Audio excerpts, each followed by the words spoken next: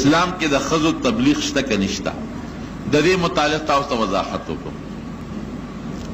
اسلام په دې کې یو اصول ذکر کړي دي، که د هغې اصولو لاندې زنانه تبلیغ لځي نو تلی شي، او که د هغې اصولو لاندې نه ځي نو بیا به ښه نه. یوازې تبلیغ نه، عام که د هغې اصولو لاندې دا د کور نه وځي، لکه یو دا چې پرده کې به وځي، بې پردې به نه ځي. نو ښځه که تبلیغ لځي، که تعلیم لځي، که هغه بل خوا ځي، خو د پرده کې به ځي. که بې پردګۍ ځي نو بلکل تللی منه دي. یوه دویم دا دي چې که لرې سفر نو محرم به ورسره وي. محرم لکه زوی شو، خاوند شو، پلار شو، ورور شو.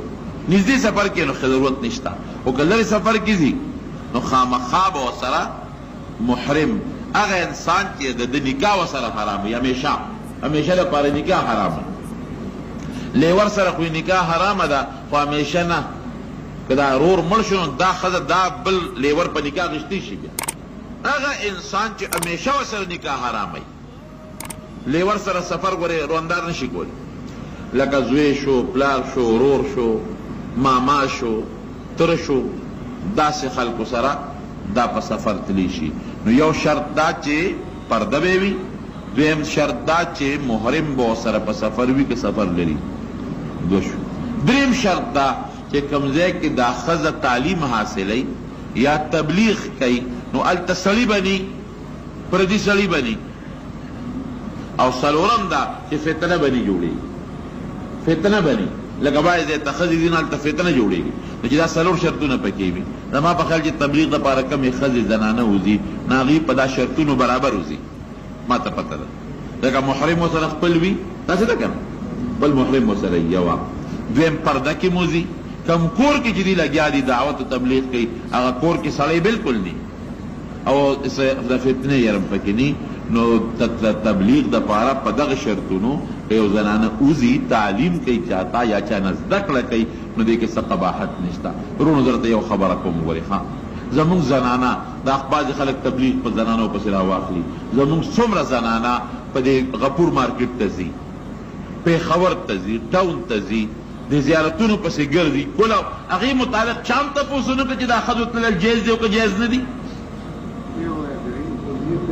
چا هم دا ونه وی چې غفور مارکیټ ته ښځې دي دا تلل جایز دی که جایز نه دي. دا تپوس خو ماناړو چا ونه کړه. دا چا هم ونه کړه چې پېښور ته حیات آباد ته او ټاون ته ځي، یوازې هلته کې سوداګانې کوي او بازارونو کې ګرځي، دا جایز دی او که جایز نه دي؟ دا چا هم تپوس ونه کړه چې په یونیورسټۍ کې هلکان او جینکۍ یو ځای سبق کوي، کو ایجوکیشن چې څه یو ځای، دا جایز دی او که جایز نه دي؟ دا چا هم تپوس ونه کړه دې پیر بابا ته یوازې روانه شي، 15 بچي ورسره وي او تور چیلې هم بوځي او هلته منجوران ولا په شا ډبونه هم ورکوي، دا جایز دی او که جایز نه دي؟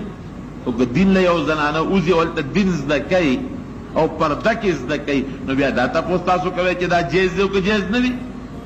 دې زمانه کې بلکل زنانو ته دین وښایه، زه راته وایم قرآن ورته وښایه، دین ورته وښایه، باقاعده تبلیغي نصاب ورته وښایه، دارنګې د دین مسائل ورته وښایه، احکام ورته وښایه، پرده ورته وښایه چې دنیا چې روانېږي ښځو نه روانېږي او که آبادېږي په ښځو به آبادېږي.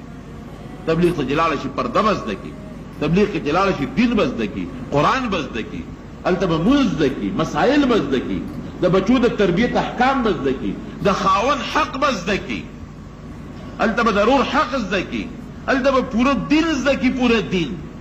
دې نه پابندي مه لګوئ. ښه، دا زما درخواست تاسو ته، پابندي مه لګوئ. او دا زنانو ته خپل کور کې تعلیم ورکړئ، خپل کور کې بهشتي زیور کې دی زنانو ته. څومره فتنه چې خورېږي دا ګورې النساء حبایل الشیاطین. نبي اسلام فرمایي چې ښځې د شیطان جالونه دي، جالونه. لکه جال باندې تاسو که د کبانو د مړزانو ښکار کوئ، دقه رنګې شیطان د ښځو په ذریعه د انسانانو د سړو ښکار کوي. ښځې خو عقل یو پوټی د سړي په نسبت کم دی که نه، لیکن ښځو کې الحمدلله د دین د طلب جذبه شته. بیا ښځو ته که لږ دین ښیې نو هغې کې جذبه شته، بیا دین زده کولی شي. نو دا زنانه که مثلا د تبلیغ د دغې اصولو لاندې چې دا ما درته کوم اصول وې او مشرانو هم کوم اصول ښوولي دي بلکل تلی شي او دې باندې څه پابندي مه لګوئ چې څه دین زده کړي. ګوره کمې زنانه دا د صفا خبره کومه زه د چاپلوسي نه کوم خو کومې زنانه چې تبلیغ کې تللی دي تاسو وګورئ هغې کې به ډېره لویه پرده وي کبی به که به نی پکې مونځ به یې زده کړي پرده به ورکې راغلې وي او دینداري به ورکې راغلې ده خو بهتره خبره ده که او چې دا څومره په دې مارکېټونو کې او په دې نارواو پسې ګرځي دا افسوس دا کوم د هغې اړو څوک هم غږ نه کوي د هغې تپوس هم موږ نه څوک نه کوي